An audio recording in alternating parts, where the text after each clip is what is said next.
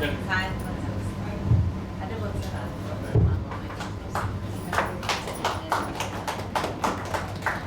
కొంచెం నా గ్రూప్లో పెట్టండి మళ్ళీ, ఎందుకంటే మేము వేరే చోట అన్ని మేము చాలా చోట్ల ఇవన్నీ ప్రచారం చేస్తాం.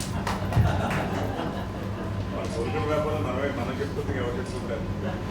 వైఎస్ బాలసుబ్రహ్మణ్యం గారు మాట్లాడుతూ ఒక చక్కటి సూచన చేశారు మనకి. భద్రాచలం రాముని సన్నిధిలో మనం ఒక కార్యక్రమం చేసుకుంటే బాగుంటుందని. వాళ్ళకి ఏమదృష్టమో కానీ ఒక పక్క కోరుకొండ నుంచి ఆహ్వానం, మరొక పక్క మనకి భద్రాచలం నుంచి ఆహ్వానం. భద్రాచలం వెళ్ళి రావటానికి ఖర్చులు పెట్టుకోవడానికి బహుశా ఎవరు సంశయించరేమో కదండి. అందువల్ల త్వరలోనే మనం ఆ కార్యక్రమాన్ని వారి యొక్క అనుమతితో చేసుకుందాం. దానికి తప్పకుండా కావాల్సిన సహకారం వారికి ఇస్తారు కాబట్టి జీవిక నగర పక్షం హృదయపూర్వకంగా వారికి ధన్యవాదాలు తెలియజేస్తూ, వారి పెద్ద మనసుని ఇవాళ మనం చూసాం. అంత పెద్ద కళాకారుడు బాలసుబ్రహ్మణ్యంగా ఇవాళ మన దగ్గరికి వచ్చి మనందరితో మమేకం అయిపోయి, నేను మీకు విరాళం ఇస్తున్నాను, విరాళం స్వీకరించండి అంటే మీ పాట మీ మాట కంటే మాకు పెద్ద విరాళం మేము ఆశించట్లేదు సార్.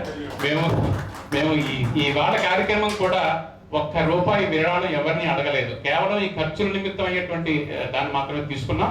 అయినా సరే పెద్ద మనసుతోటి కొంతమంది విరాళం స్వీకరించారు కాబట్టి మీ దగ్గర కూడా పెద్ద విరాళం స్వీకరించడం వచ్చే రోజు వచ్చినప్పుడు తప్పకుండా మీ దగ్గర ధన్యవాదాలండి.